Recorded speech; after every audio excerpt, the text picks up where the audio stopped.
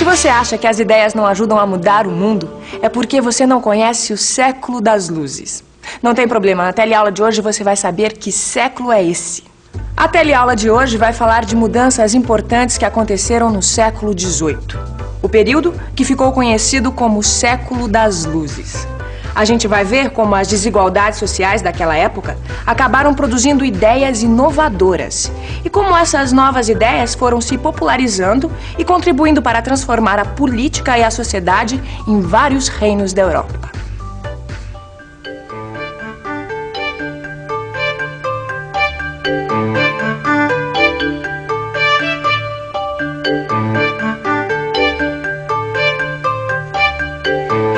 Isso aqui é a versão reduzida de uma escultura muito famosa, chamada O Pensador.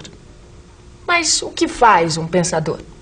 A resposta é óbvia, um pensador pensa. Pensa sobre o quê? Bom, aqui a gente tem vários livros de pensadores do século XVIII, que pensaram a realidade política e a realidade social do tempo em que eles viveram. As ideias desses filósofos foram muito importantes porque ajudaram a mudar essa realidade do século XVIII. Por isso, antes da gente conhecer as ideias dos filósofos, a gente precisa saber o que estava acontecendo na Europa no século XVIII. Século XVIII. Quase toda a Europa é governada por reis absolutistas. O absolutismo real tinha aparecido como resultado de uma aliança entre a burguesia e a monarquia contra as arbitrariedades dos senhores feudais.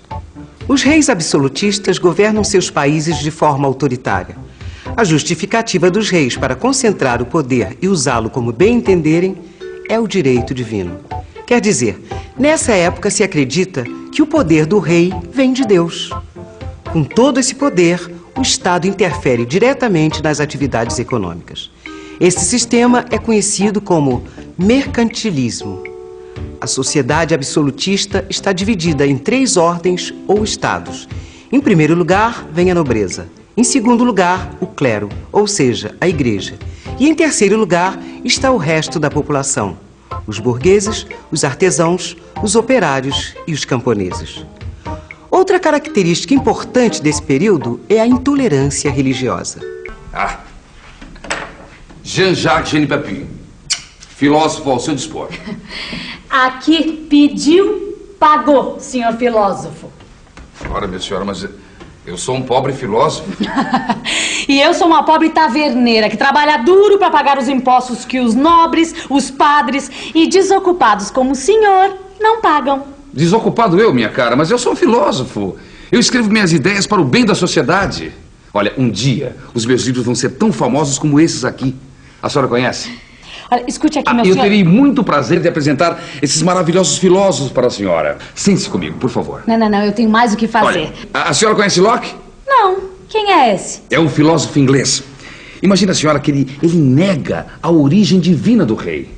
Ele diz que a autoridade do rei é baseada no consentimento dos cidadãos. Trocando em miúdos, o que esse tal de Locke diz é que o rei só faz o que quer porque a gente deixa? De certa forma, é isso mesmo. Agora, deixe-me apresentar outro filósofo, Montesquieu. Esse maravilhoso filósofo diz que o governo deve ser dividido em 3 poderes: legislativo, executivo e judiciário.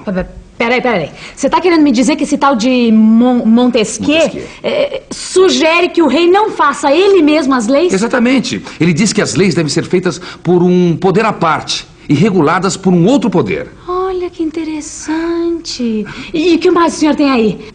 Voltaire. Esse é muito inteligente, muito divertido. Ele ridiculariza o absolutismo e é inimigo da igreja. E o meu favorito, Rousseau. E esse fala o quê? Segundo ele, as leis devem ser uma expressão da vontade do povo. Assim, a única forma de governo possível é a democracia absoluta. Gostei! Bom, pena que tudo isso só está no papel, não é? Porque na prática eu continuo trabalhando duro para pagar um monte de impostos. E falando nisso, o senhor continua me devendo o dinheiro do vinho. Mas essas coisas vão mudar, minha senhora.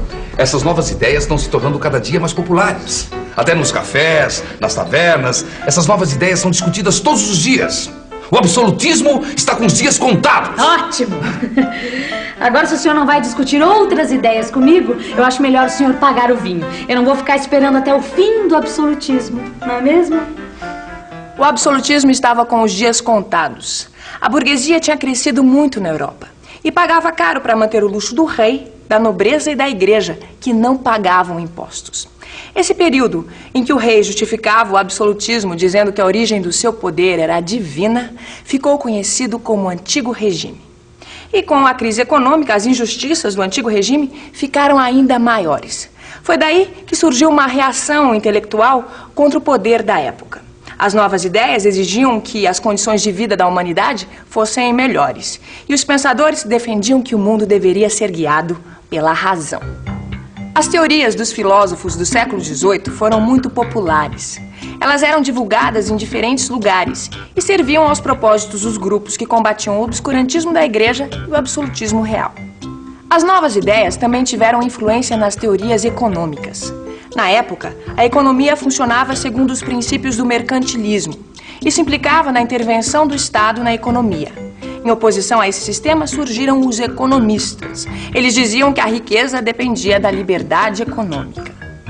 Entre esses novos teóricos da economia estava o escocês Adam Smith. Ele foi um dos principais pensadores do liberalismo.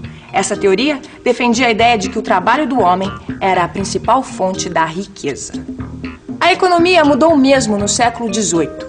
Depois da invenção da máquina a vapor, o trabalho foi ficando mecanizado. Era o começo da Revolução Industrial. No século XVIII, as condições de vida melhoraram e a população cresceu.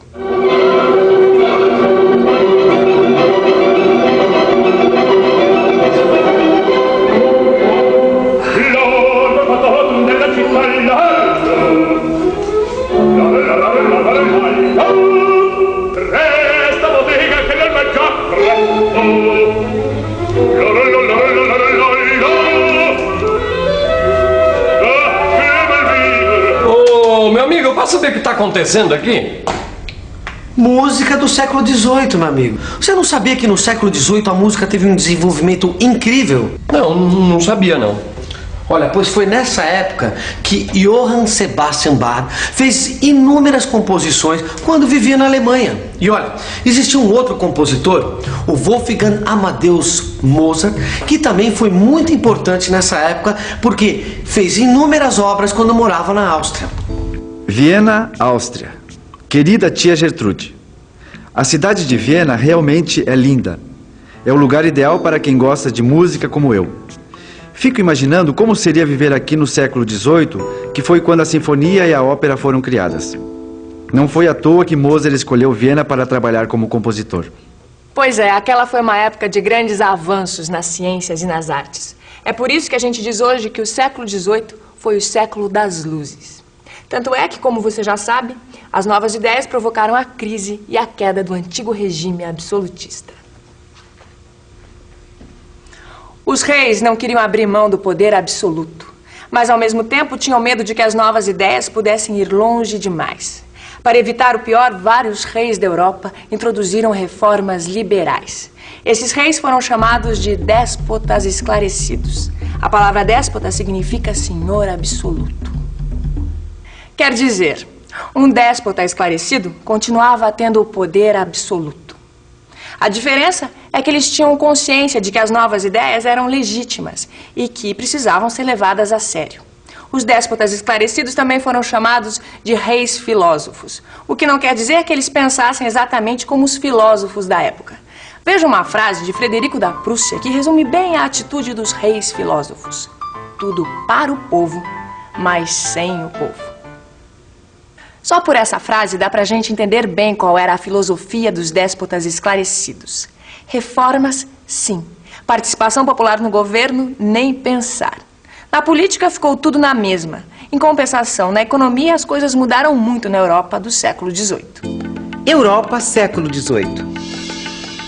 Os déspotas esclarecidos tentam retardar os movimentos revolucionários adotando medidas liberalizantes.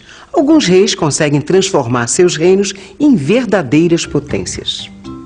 Na Prússia, Frederico II acaba com a servidão, incentiva a agricultura e cria ministérios para o comércio e o exército. Em Portugal, o ministro Marquês de Pombal se torna um dos estadistas mais destacados da época. Ele incentiva o desenvolvimento da agricultura e da extração de minerais na mais importante colônia portuguesa, o Brasil, e promove o desenvolvimento de indústrias em Portugal. Na Espanha, o rei Carlos III reforma o sistema colonial, introduz novas indústrias no país e divide grandes extensões de terras improdutivas entre os lavradores. Na Inglaterra, o absolutismo já deixou de existir.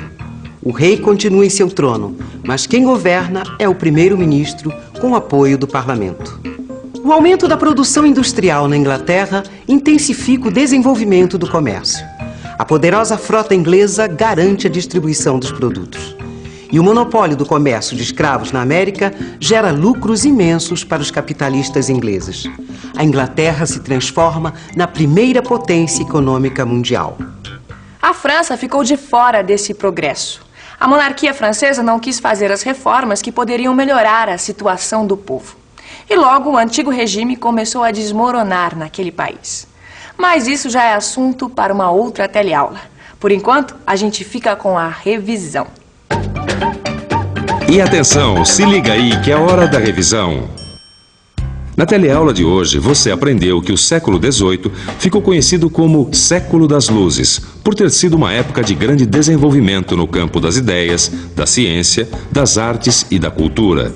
Você também conheceu as novas ideias dos filósofos, que se opunham ao absolutismo e às desigualdades sociais do antigo regime. Finalmente você viu que alguns reis, os chamados déspotas esclarecidos, introduziram reformas liberalizantes para evitar que novas ideias provocassem revoluções sociais. E que essas reformas fizeram com que alguns reinos se tornassem verdadeiras potências comerciais. E já que a gente falou tanto em ideias hoje, eu vou dar uma ideia para você. Estude o seu livro de História Geral.